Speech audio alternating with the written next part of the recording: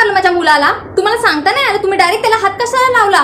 तुम्ही मला आधी सांगायचं होतं. रांगोळी फुसली म्हणून काय झालं? त्या दिवशी तुमच्या मुलाने माझे दिवे विझवले, मी आली तुमच्या दारात सांगायला का तुमच्या मुलाला मारलं मी? सामान आणायला बाहेर गेलेली, नाही तर हिची हिंमत झाली असती म्हणजे मुलाला हात लावायला.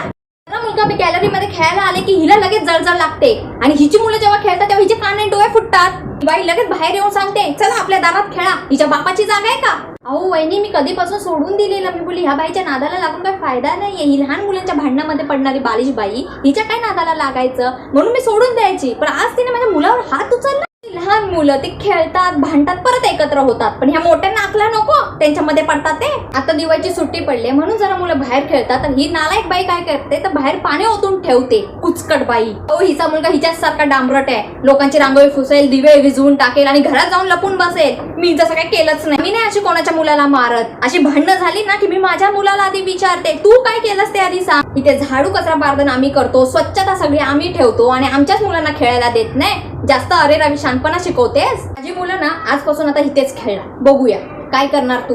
बघते आता, मी पण बघते ना. शानपणा ना आपल्या घरामध्येच ठेवा, बाहेर नका दाखवू, थांब जरा. आणि ह्याच्या पुढे जर माझ्या मुलाला हात लावला ना, मी तुझ्या मुलाला हात नाही लावणार. एवढं डोकं आहे तुला, चांगली सणकावून काढ. तू कुचका कांदा आहे, सडका मडका, गलिच्छ बाई, बिल्डिंग मधली घाण आहेस घाण. हा राहते सोजळ अशी नटोरी. तू नाही का ती? चल चल चल, ए शाणे, निघ निघ चल.